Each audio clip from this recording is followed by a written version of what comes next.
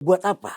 Buat dirinya sendiri atau buat sesuatu yang kita mungkin nggak akan tahu, karena hanya mereka dan kelompok mereka yang tahu. Yang namanya pengkhianatan nggak pernah dari luar, Bang, pasti dari dalam. Dan uang itu dikumpulkan bukan untuk semua masjid, Bang, pasti buat kejahatan lagi. Apa kejahatan politik, Bang. Makanya ingat nggak waktu saya bilang gini, Jaksa Agung itu kayak burung Garuda, terbang dipuji, tapi cakarnya cabik-cabik rakyat. Ini kejadian kok. Kalau jaksanya kemudian nggak patuh, masyarakat langsung sikat. Polri nggak patuh, masyarakat langsung sikat. Kan simpel, karena kekuatan presiden, kekuatan masyarakat. Kalau presidennya berani, supremasi sipil tegak, Bang. Saya yakin.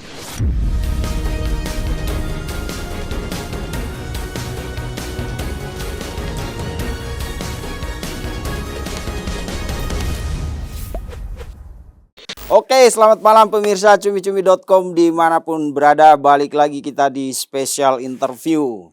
Ini podcast yang selalu menghadirkan narasumber dan topik-topik yang spesial. Dan hari ini kita kedatangan seorang tamu spesial. Ini tampilannya nyentrik, pakai tongkat. Ini tongkat apa nih, Bang?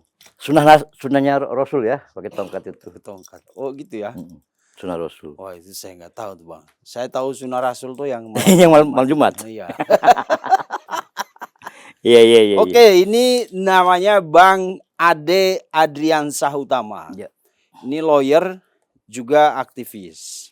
Hmm. Ini begini-begini penampilannya, kalau ngobrol itu menyeramkan orang ini.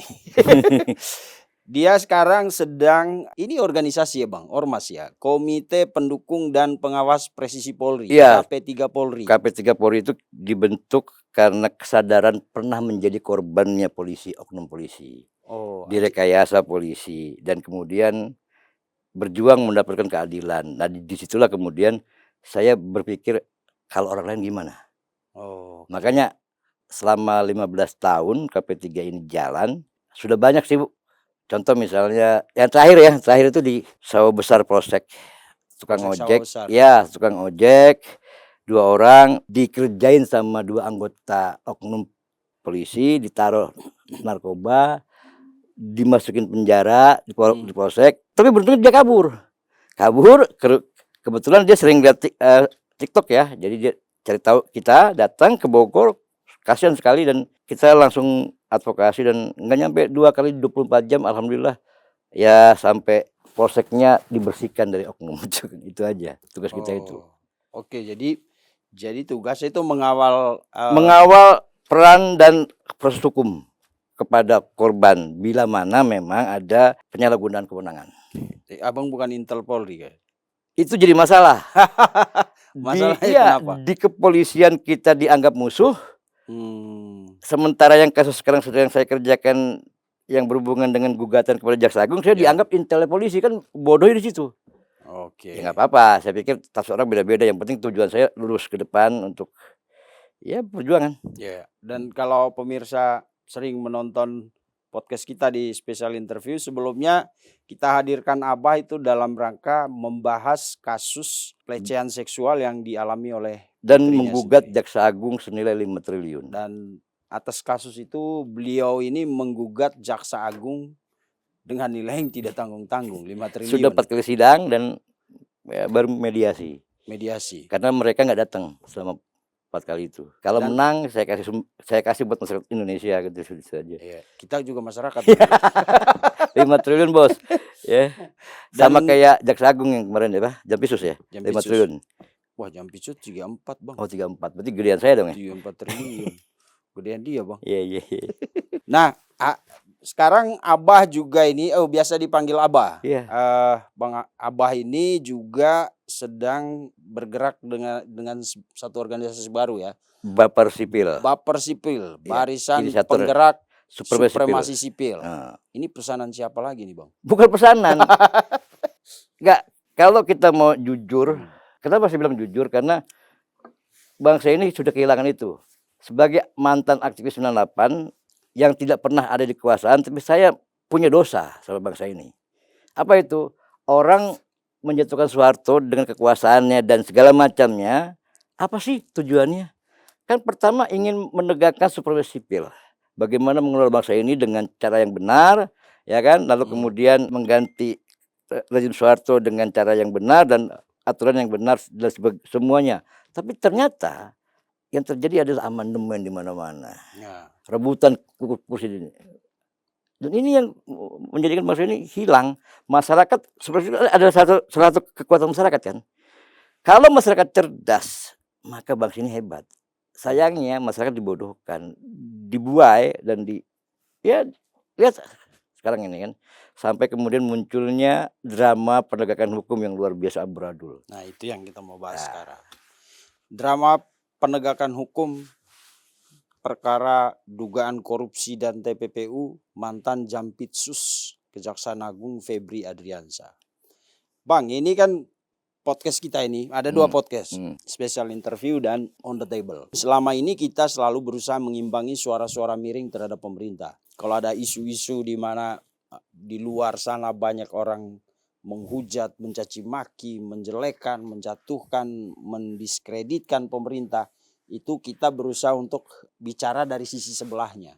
Walaupun kita bukan pendukung pemerintah, tapi kita tidak mau secara opini publik itu pemerintah udah seperti dijatuhkan sebelum masanya, gitu. Tapi kemarin ketika kasus ex Jampitsus itu mencuat, itu pertama kita senang banget, karena kan orang bilang krisis yang paling besar di negara ini kan soal penegakan hukum dan korupsi ya.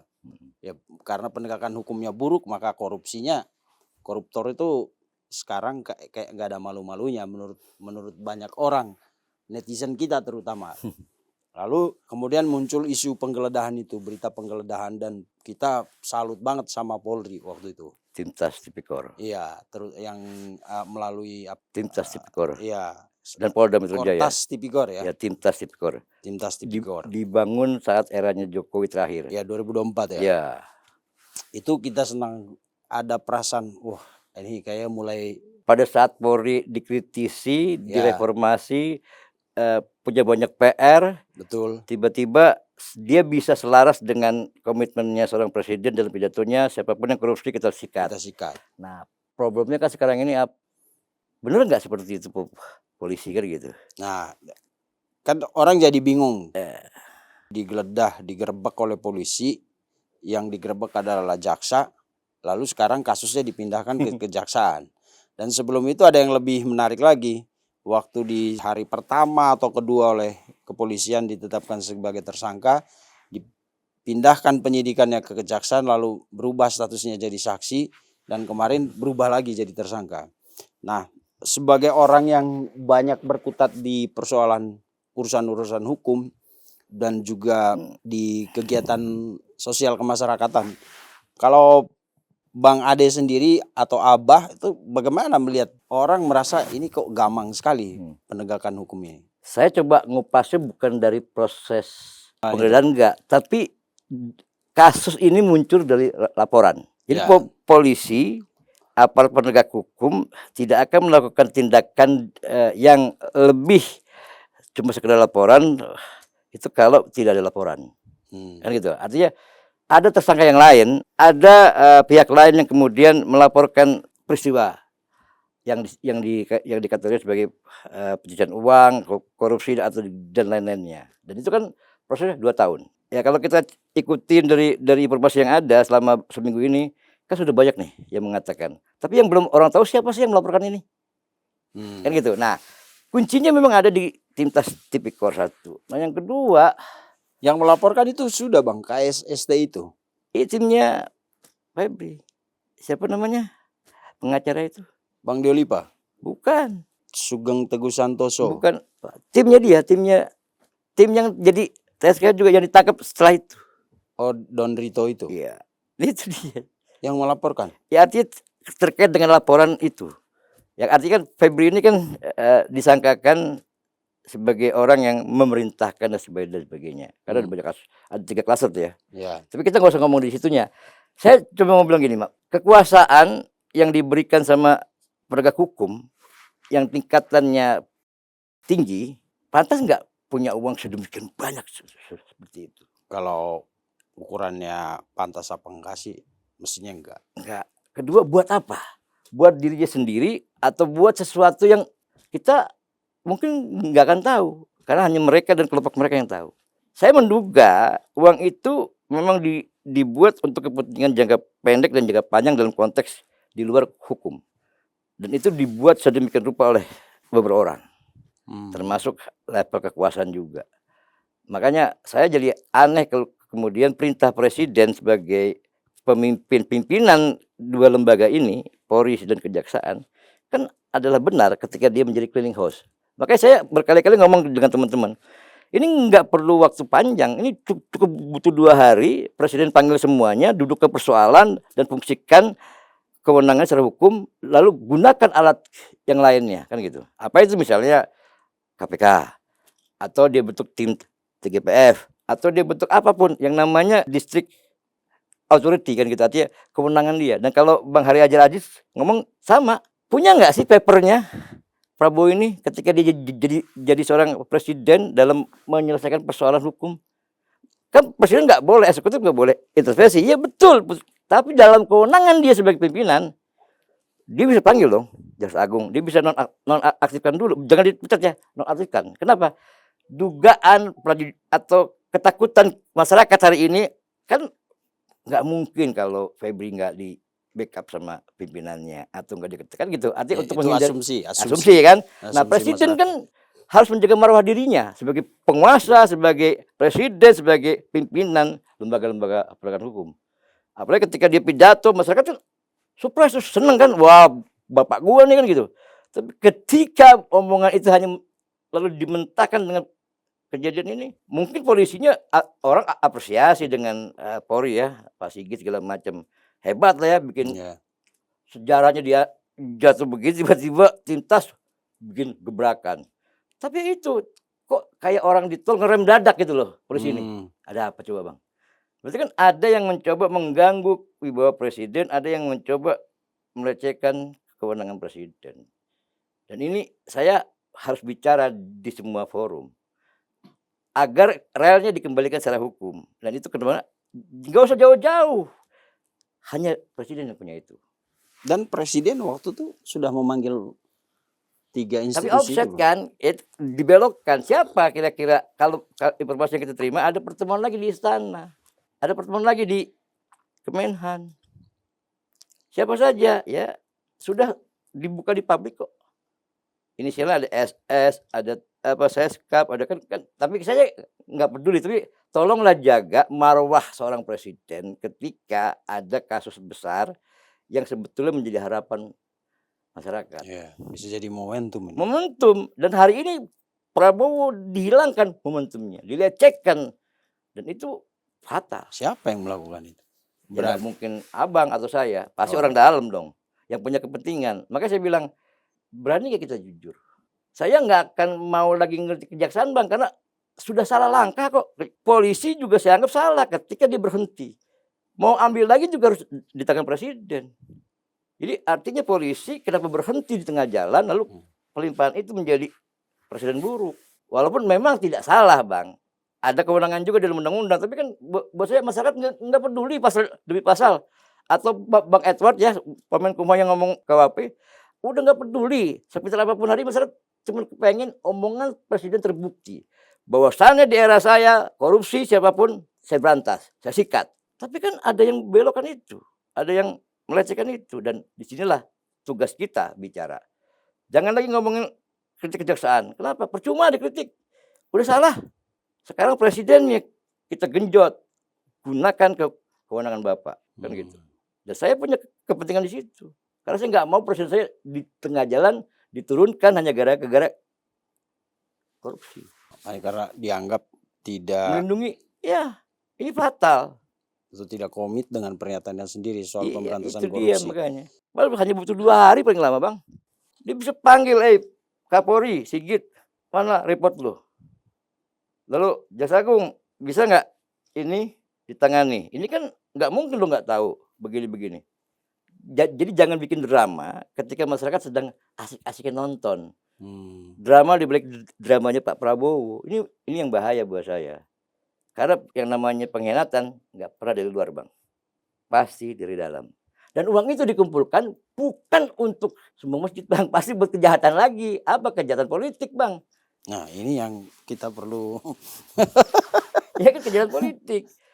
Apa itu? Ya, dugaan yang saya temui satu. Ini prakondisi untuk menciptakan agar kekuasaan Pak Prabowo di tengah jalan berhenti. Saya nggak menuduh orangnya siapa, tapi yang jelas Dari mana? Pertimbangannya apa?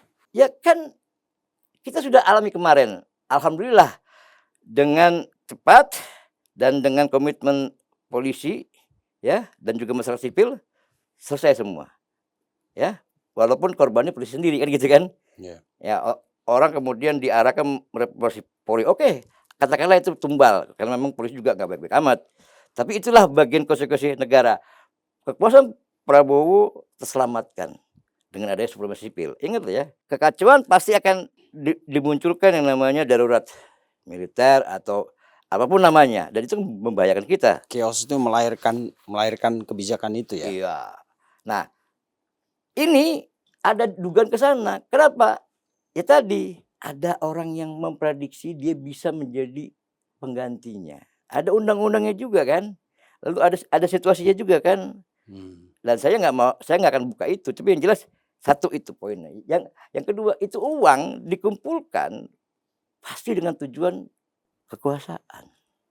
Karena nggak mungkin orang berkuasa itu pakai uang masjid, Bang, atau uang tabungan, Bang. Nggak mungkin, pasti uang rampokan. Kalau dulu kita jelas koruptornya siapa. Ini kan aparat penegak hukum sendiri kok. Ini mengulang sejarah Soeharto dengan ABRI-nya kan. Makanya kenapa saya bilang hari ini ada orang berusaha memisahkan Prabowo dengan kekuatan supremasi sipil.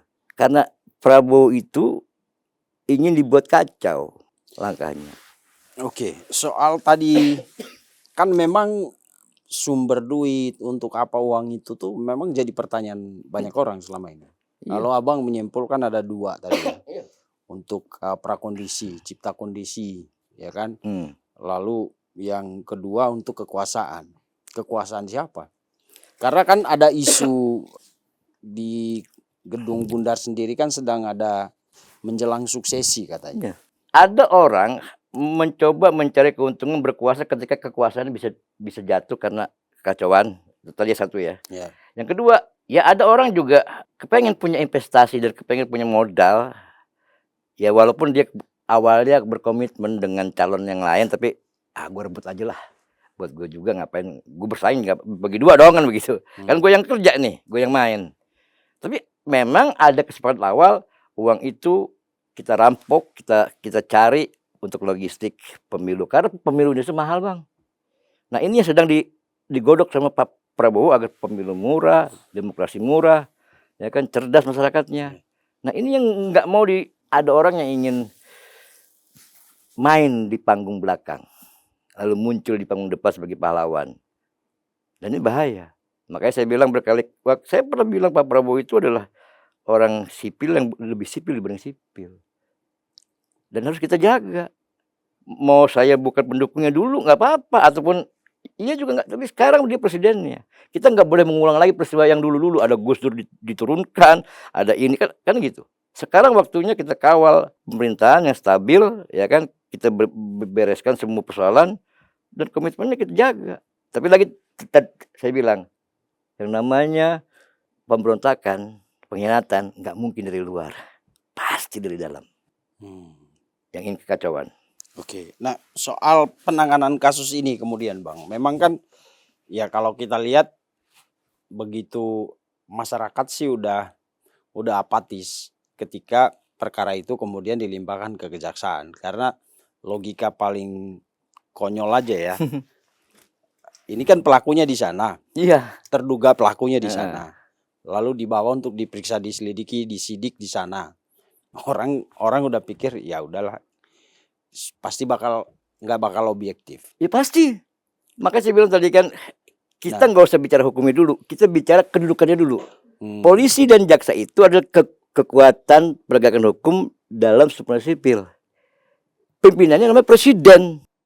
Kalau keduanya bermasalah secara ego sektoral, bertabrakan dengan kepentingan baik dalam proses aturannya ataupun yang lain-lainnya, maka yang berhak itu siapa? Presiden. Tapi presiden kemudian harus membuat 2 langkah ke depan. Tapi sebelumnya dia bikin tertib dulu. Lu mau ikut aturan negara apa tidak? Lu bekerja buat siapa? Bekerja buat rakyat atau bekerja buat diri lu sendiri? Kasih pilihan dong. Makanya ingat nggak waktu saya bilang gini, Jaksa Agung itu kayak burung Garuda. Terbang dipuji, tapi cakarnya cabik-cabik rakyat. Ini kejadian kok. Dia katanya patuh sama presiden. Tapi buktinya dipermalukan dengan melibatkan yang dianggap, Prof maaf, semua teman-teman sipil mengatakan melanggar KUHAP. Ya apapun itu saya bilang iya, karena masyarakat nggak peduli. Masyarakat hanya pengen fakta pembuktian omongan Pak Presiden. Pak, walaupun orang gua sendiri gua akan sikat. Tapi ternyata, nah sekarang waktunya saya mengusulkan kepada seluruh masyarakat Indonesia agar jangan lagi mengkritik pelakunya atau peristiwanya, langsung minta Pak Presiden. Kita kasih waktu Presiden 2 hari, kan gitu, atau seminggu misalnya. Masa nggak bisa? Masa kalah dengan Febri? Emang siapa Febri? Atau kalah dengan pembantunya yang backup? Ini kan jadi lucu. Orang ada kasus hukum bicaranya, oke stabilitas iya, kasus iya. Tapi ini nggak ada urusan antara polisi dengan tentara, maaf-maafan, peluk-pelukan, kita nggak ada. Tentara, polisi, hukum semuanya patuh sama negara, patuh dengan presiden, patuh pada undang-undang dan bekerja buat Indonesia. Nggak boleh ribut. Jadi nggak boleh tos-tosan. Nggak boleh dong, ya kan? Dan kalau dia jadi pejabat yang baik, harusnya mengundurkan diri atau nonaktif. Jaksa Agung itu bertop. Kenapa? Lembaganya.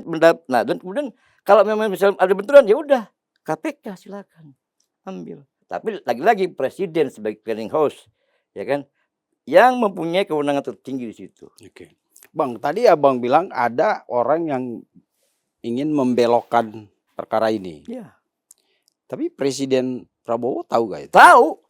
Kenapa dibiarkan? Pak Prabowo ini kayak anak gini.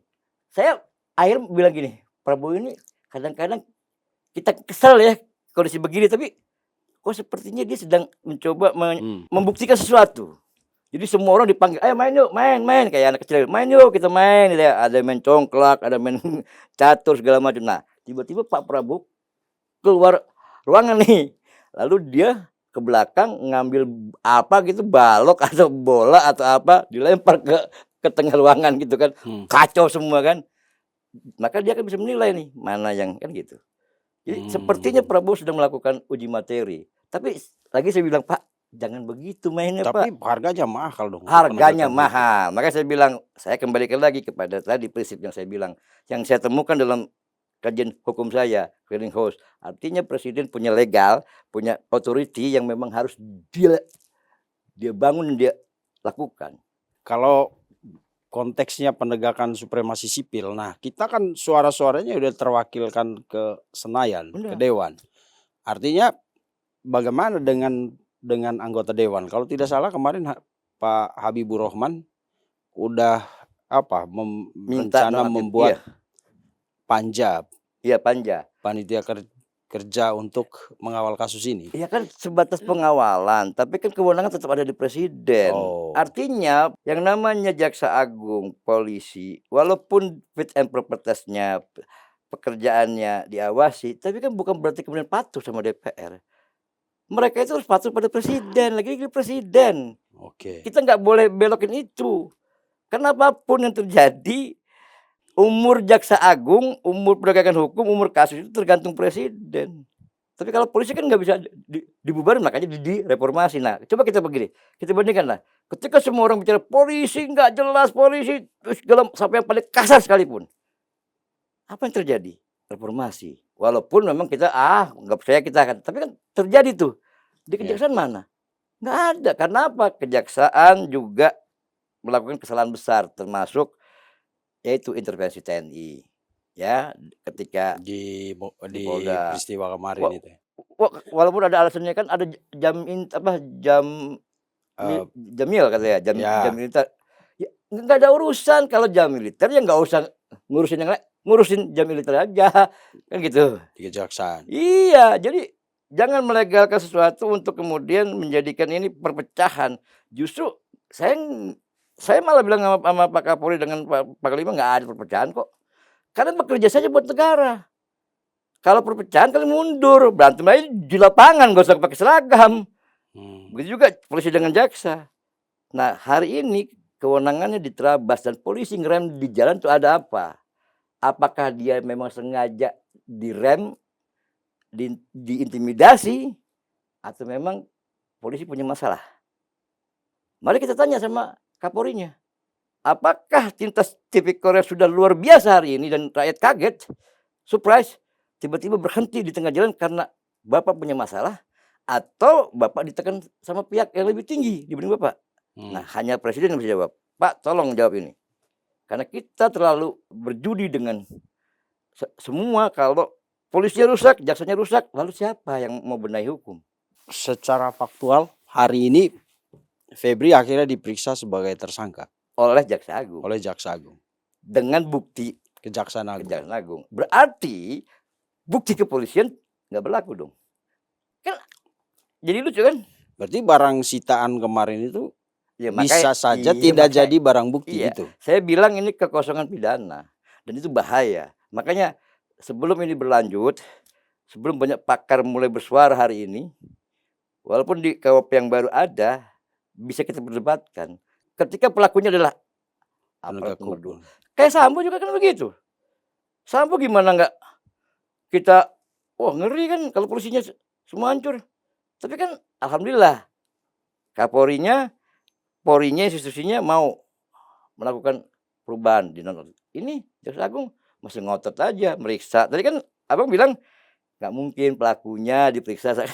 Ya itu asumsi Asumsi kan dengan itu logika wajar. paling konyol lah Ya, di konyol. tengah masyarakat. Nah, tahu malu nggak tuh Jaksa Agung? Apa nggak ngelempar kotoran ke mukanya presiden? Ini jadi taruhan kita. Ya. Dan saya minta maaf Pak Presiden kalau saya harus galak sama Pak Presiden. Saya harus mengajak masyarakat untuk yuk kita maki, kita tekan, kita dorong Presiden agar berani. Karena yang dibutuhkan bangsa ini cuma keberanian kok. Bukan berani di pidato di podium. Enggak Pak Presiden. Malu sama tongkat gua Pak. Garuda. Jadi seharusnya ketegasan itu datang dari Pak Prabowo ya. Iya.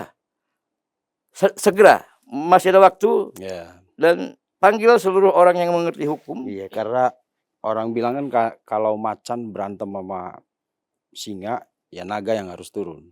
Gitu ya. Legal dia punya kewenangan untuk Ya. melakukan itu. Ya makanya saya bilang apa susahnya sih?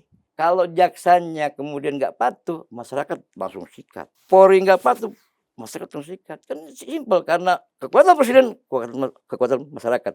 Kalau presidennya berani, supremasi sipil tegak, Bang. Saya yakin itu.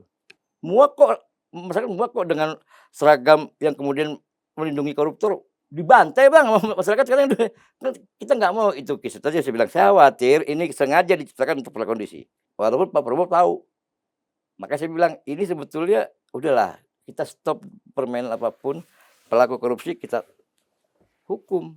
Tapi caranya dong, jangan bergening-bergening. Kalau bahasanya dulu kan zaman Jokowi ada Pak Luhut, masa sekarang ada yang lain? Siapa tuh kira-kira Bang yang lain, Bang? Wah, nggak tahu sih.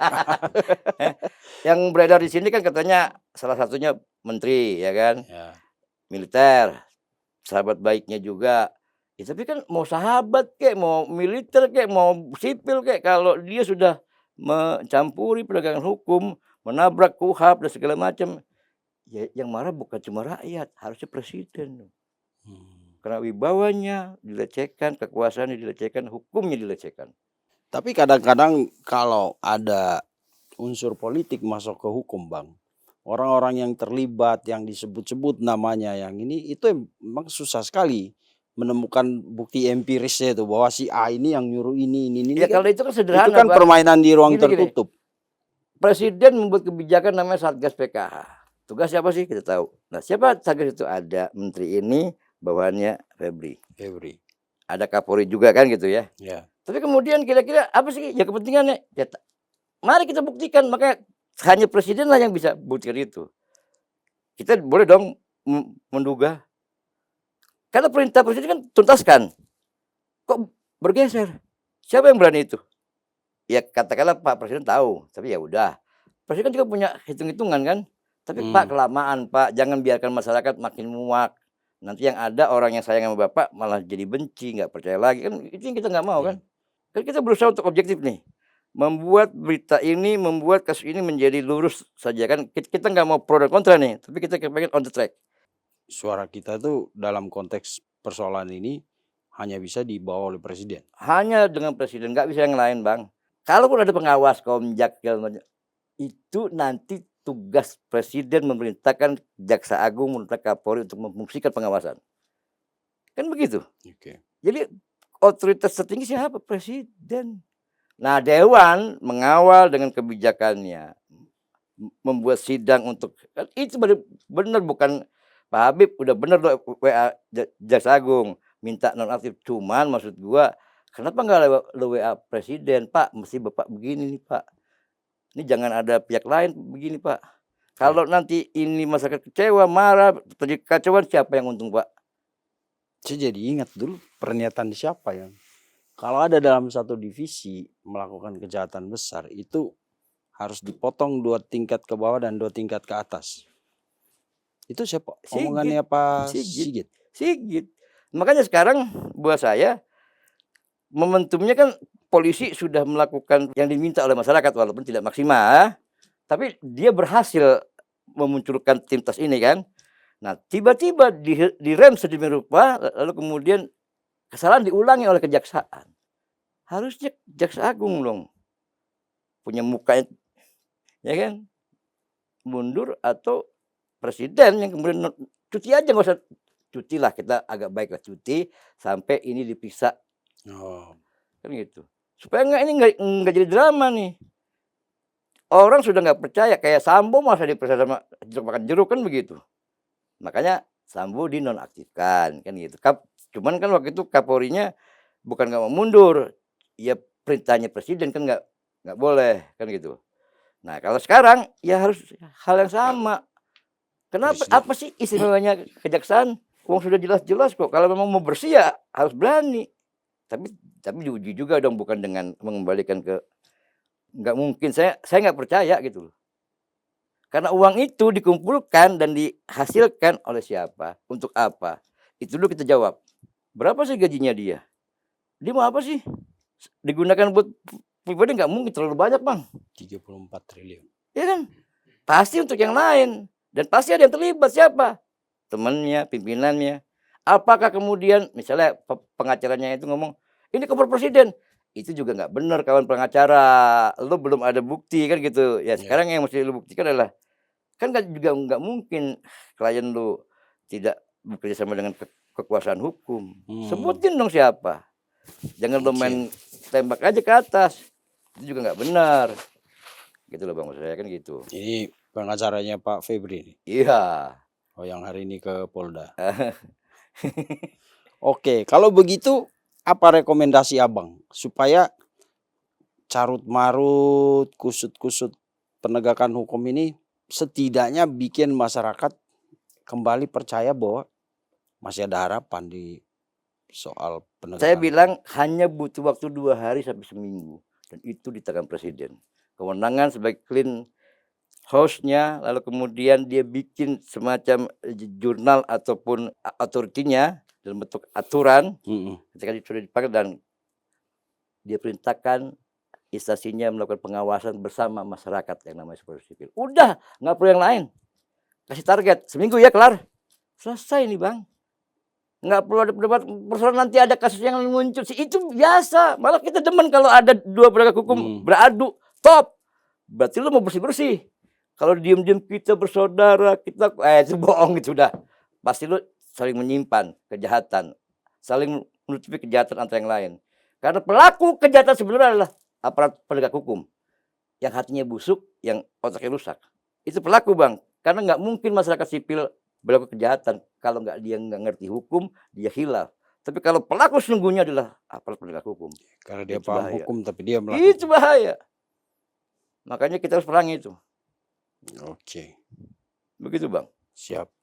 Kalau ada lagi Bang? Ya, kalau kita Prabowo, ya kalau ingin Prabowo jadi presiden, ya benahi hukum dengan caranya dia. Dan ajak yang lain yang namanya masyarakat sipil. Ya. Ya, itu aja Bang. Saya yakin nggak nyampe seminggu Bang. non drama, udah. Masih banyak kasus-kasus yang perlu kita ungkap. Yang penting ciptakan stabilitas dan Kamtipmas untuk menjaga Indonesia lebih baik. Iya. Tugas tentara, tugas polisi, itu aja Bang. Jangan tentaranya main politik. Aja polisinya main politik. Itu udah pokoknya sekarang kembalikan fungsi dan tugasnya karena presiden punya kewenangan. Saya berharap di situ. Makanya mudah-mudahan Bapak Sipil ini akan mengawal terus Prabowo Subianto walaupun kita ya perlu dengan keterbatasan. Yang penting sekarang masyarakat cerdas dulu. Mau dulu mengingat apa sih motivasi kita perubahan di era reformasi, itu supremasi sipil dan mempersiapkan generasi potong itu kan gitu. Ini Prabowo sedang siapkan itu semua, makanya jangan diganggu oleh koruptor. Gitu aja Bang. Oke, siap. Terima kasih. Makasih Bang. Terima kasih Abah. Nah. Pemirsa, memang segala persoalan itu hanya bisa menemukan jalan keluar yang adil, yang benar, itu ketika kita benar-benar menempatkan hukum sebagai panglima. Karena kalau tidak, yang terjadi adalah negosiasi, lobby-lobby, dan lain sebagainya yang membuat hakikat dari sebuah proses hukum untuk mencari kebenaran dan keadilan, kejujuran dan sebagainya itu tidak akan pernah terjadi. Yang terjadi adalah tos-tosan. Gitu. Mudah-mudahan proses yang sedang berjalan ini, walaupun banyak orang yang sudah pesimis bahkan apatis, mudah-mudahan Pak Prabowo seperti yang tadi disampaikan oleh Abah bisa kembali membuat persoalan ini radikal kembali ke tracknya. Terima kasih. Supaya ya kita tidak mau bukan soal puas atau tidak puas, tapi kayaknya sudah lama juga masyarakat menunggu sesuatu yang benar-benar jujur dan adil ketika sebuah perkara entah itu korupsi atau kasus kriminal apapun menimpa seorang penegak hukum dengan jabatan setinggi apapun. Iya. Terima kasih. Bang. Sampai jumpa di episode Mohon maaf selanjutnya. lahir batin Indonesia. Siap. Pasti kita pengen kan ekspresi mengedepankan estetika. Kan dokter sampaikan. jelas tadi mendengar kan.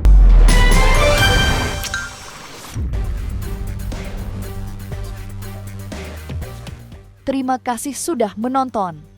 Jangan lupa like, komen, share, dan subscribe video cumi-cumi.com.